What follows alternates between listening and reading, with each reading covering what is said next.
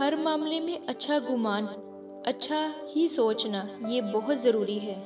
اپنے رحیم اللہ سے ایک لمحے کے لیے بھی بدگمان نہ ہوں، ہر لمحہ گمان بے مثال رکھیں۔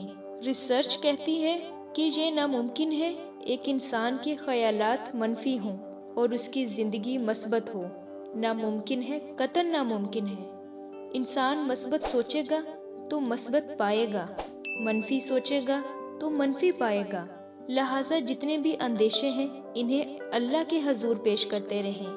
اللہ سے کہیں ہمیں بری تقدیر سے بچا لے، کثرت سے دعا مانگیں، اللہ ہمیں عافیت دے دے، اللہ سے فضل عظیم کا سوال کرتے رہیں۔ پھر جب دعا کر لیں تو بس بہت مطمئن ہو جائیں، ہلکے پھلکے حشاش بشاش ہو جائیں۔ سوچیں ہی اچھا، اللہ بہت اچھا کرے گا، اللہ بہت آسانیاں کرے گا، اللہ بہت کرم فرمائے گا، اللہ خیر و برکت دے گا، اللہ گمان سے بڑھ کر عطا کرے گا انشاءاللہ۔ یہ سوچیں ہماری عادت ہونی چاہیے۔ میں نے زندگی میں ایسے لوگ دیکھے ہیں جن کے خیالات قابل ستائش ہیں۔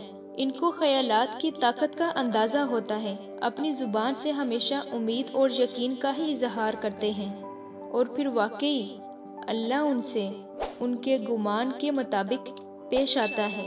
لوگ بھی انہیں رشک بری نگاہوں سے دیکھتے ہیں۔ بے شک اللہ پاک فرماتا ہے، میں اپنے بندے کے گمان کے مطابق ہوتا ہوں جو وہ میرے ساتھ رکھتا ہے۔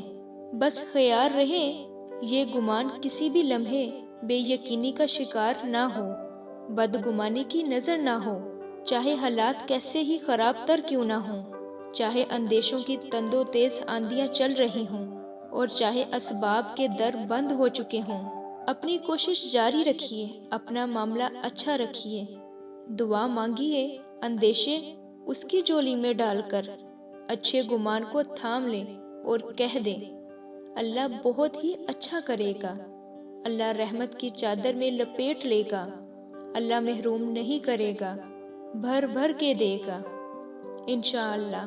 اور پھر ایک دن انشاءاللہ کو الحمدللہ میں بدلتا ہوا دیکھ لیں گے، کیونکہ آپ کا رب آپ کے اس گمان کے مطابق آپ سے معاملہ فرماتا ہے جو آپ اللہ پاک سے رکھتے ہیں۔